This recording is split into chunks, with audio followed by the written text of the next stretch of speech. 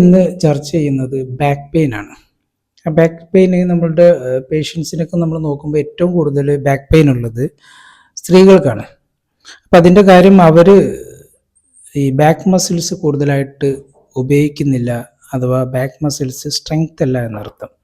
പ്രത്യേകിച്ച് ഈ പ്രഗ്നൻസിയുടെ സമയത്തൊക്കെ കൂടുതലായിട്ട് ബാക്ക് പെയിൻ വരുന്നതായിട്ട് കാണാറുണ്ട്. അതായത് കൂടുതലായിട്ട് ഉപയോഗിക്കുന്നത് കൈകളുടെയും കാലിൻ്റെയും മസിൽസാണ്. ഈ അബ്ഡമിനൽ മസിൽസോ ബാക്ക് മസിൽസോ കൂടുതലായിട്ട് ഉപയോഗിക്കുന്ന സ്ത്രീകൾ.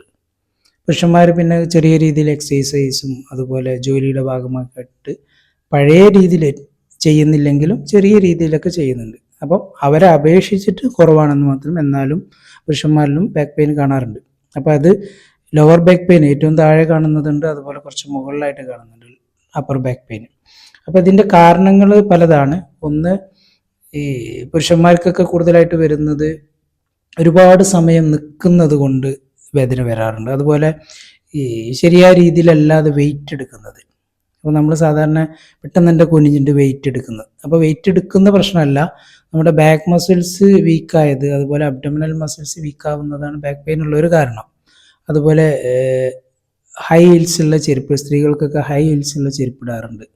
നല്ല ഭയങ്കരമായിട്ട് ഹൈറ്റ് ഉണ്ട്. ഇത് ഇങ്ങനെ ചെയ്യുമ്പോൾ എന്താ വെച്ചിട്ടുണ്ടെങ്കിൽ നമ്മുടെ ഈ ഹീലിൻ്റെ ഭാഗം പൊങ്ങി നിൽക്കുന്നത് കൊണ്ട് തന്നെ സ്ട്രക്ചറലി നമ്മുടെ സ്പൈനിൻ്റെ ആ ഒരു കറക്റ്റ് 4 കർവൊക്കെ കിട്ടാതെ വരികയും ചെയ്യും.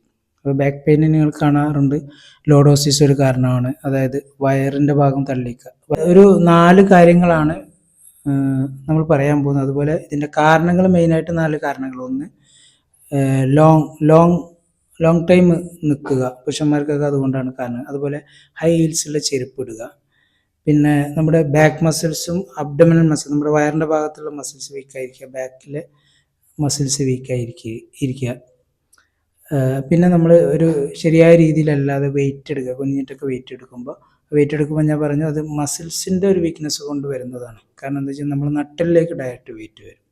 അപ്പോൾ അതിൽ നിങ്ങൾ ആദ്യമായിട്ട് ചെയ്യേണ്ടത്, നിങ്ങൾ കുറച്ച് തുളസിയില എടുത്തിട്ട് അതിലേക്ക് ഏലക്കായ, ഒരു 5 ഏലക്കായ, ഒരു 10 15 തുളസിയില എടുക്കുക. ഇത് എന്നിട്ട് തിളപ്പിക്കുക, നന്നായിട്ട് അടച്ചു വെച്ചിട്ട് ഒരു 5 മിനിറ്റ് തിളപ്പിച്ച് വെച്ചിട്ട് നിങ്ങൾ എന്ത് ചെയ്യുക, അത് അരിച്ചെടുത്തിട്ട് അതിൻ്റെ വെള്ളം ഉപയോഗിക്കുക. ഇതാണ് ഉള്ളിലേക്ക് കഴിക്കേണ്ടത്.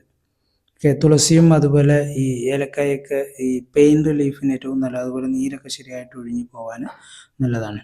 അപ്പം നിങ്ങൾ ബാക്കിയുള്ള 2 കാര്യങ്ങൾ അപ്ലൈ ചെയ്യാനുണ്ട്, പിന്നെ നിങ്ങൾക്ക് ഉള്ളിലേക്ക് കഴിക്കാനുണ്ട്. അപ്പോൾ അതിൻ്റെ ഫുൾ ഡീറ്റെയിൽസ് നിങ്ങൾ കിട്ടാൻ വേണ്ടി താഴെ കാണുന്ന ലിങ്കിൽ ക്ലിക്ക് ചെയ്യുക.